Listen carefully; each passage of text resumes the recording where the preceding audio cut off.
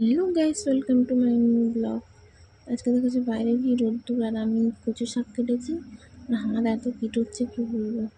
এই কচু শাকগুলো কাটলে হাত কিটোয়, সবার কেটোয় না কিন্তু আমার খুব কেটোয়।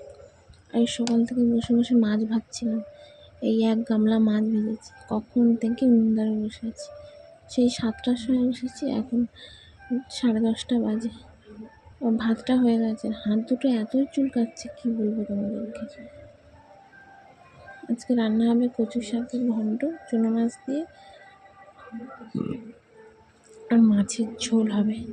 এদিকে ভাত হয়ে গেছে, আর ভাত হচ্ছে রেশনের চালের ভাত, তো তাড়াতাড়ি না নামালে আবার নরম হয়ে যাবে, তখন আর খেতে পারবে না।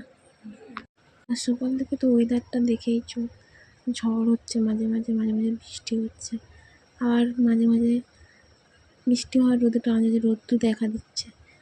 আর আমার হাত দুটো এতই চুলকাচ্ছে, তোমাদের কী বলবো। হাত চুলকালে আর কী করা যাবে, রান্না তো করতে হবে। আর এই বৃষ্টি পড়ছে, তাও আমি বাইরে রান্না করছি। এবার আমি তরকারি বসাবো, মাছের ঝোলটা করতে হবে তাড়াতাড়ি করে। ধারে আর একদম আর জিরে দোকান থেকে কিনে নিয়ে এসেছি, জিরেগুলো একদম ভিজে, তাই রোদে শুকনো করতে দিয়েছি, নাহলে একদম বাটা যায় না, ছিপড়ে টাইপের হয়ে থাকে। ঠিক আছে, ওই জন্য আমি কী করছি, কাগজে করে নিয়ে রোদে শুকনো করতে দিয়েছি। এবারে ডিবায় ঢেলে রাখতে হবে, হাত দিয়ে ঢেলে রাখলে শুকনো হয়ে গেছে। এত চুনো মাছ কাটা যায় নাকি, 2-3 কিলো চুনো মাছ কত কাটবে মানুষ। আমাদের যা কেটেছে কম করে 1 কিলো তেল লাগবে, যা মাছ। বললাম না সকালে বসেছি, এখন 10টা বাজে, এখন উঠছি। এদিকে আমার ভাত তো হয়ে গেছে, এবারে তরকারি করলে হয়ে যাবে।